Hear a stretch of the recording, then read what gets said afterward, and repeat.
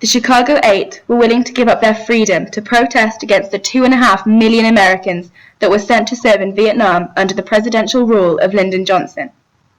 During the 1968 Democratic National Convention, the city attempted to oppress all radical protesting by enforcing an 11 p.m. curfew, which police enforced with physical violence. On August 28, 1968, when the Grant Park rally was attended by 15,000 protesters, police used tear gas and physical violence to force protesters off the streets.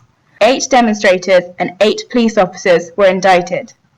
This led to a trial that culminated in the sentencing of the Chicago 8, as well as their 2 faithful lawyers, for their actions in the courtroom. Thus, the Chicago 10 was born. By omitting interviews with protesters or politicians who experienced the events of the summer of 1968, Morgan allows for his social commentary to become more resonant for younger viewers in 2007 and beyond.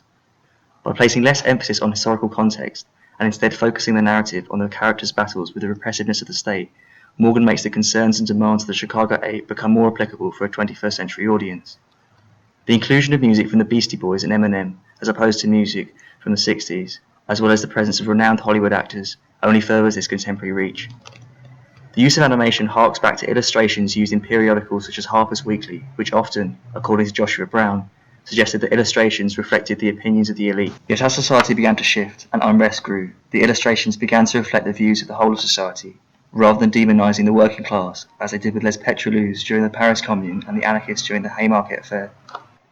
Brett Morgen's true passion when creating Chicago 10 lay in educating the new generation, for they are the ones who will hopefully benefit the most from this story.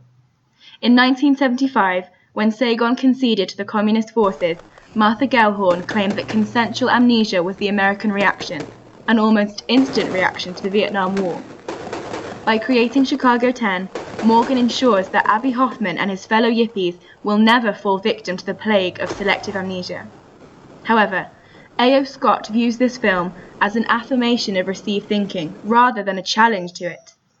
This narrow-minded and almost ignorant perspective of Chicago 10 shows how its complex meaning may be hidden from some viewers. This may be intentional, however, as Jim Emerson has described Chicago 10 as an activist documentary with a contemporary agenda. Annabelle Honus-Rowe claims that animation is often used in non-fictional contexts to illustrate, clarify, and emphasize. In this way, she suggests that animation actually enhances the documentary experience. Furthermore, Rowe suggests, in contrast to A.O. Scott, that while animation might at first seem to threaten the documentary project by destabilizing its claim to represent reality, the opposite is the case. Animation shifts and broadens the limits of what we can show about reality by offering new or alternative ways of seeing the world. We would argue this alternative way of seeing the world, in the case of Chicago 10, is in recognizing the subjectivity of the American justice system and dominant social narratives, revealing the way these narratives and systems are not as infallible as they purport to be. Morgan's use of animation and real film footage undermines dominant narratives. During the animation, an undercover police officer testifies that Abbie Hoffman encouraged protesters to behave violently towards the police, and yet the real film footage reveals that he actually discouraged such behavior. The film legitimizes alternative ways of seeing the world by revealing problems with dominant social narratives and their demonization of the Chicago 10. In this way, the film occupies a difficult position where it, in accordance with Rowe's, attempts to represent reality whilst also revealing reality's more problematic dominant narratives, something Rowe fails to explore in regards to Chicago 10.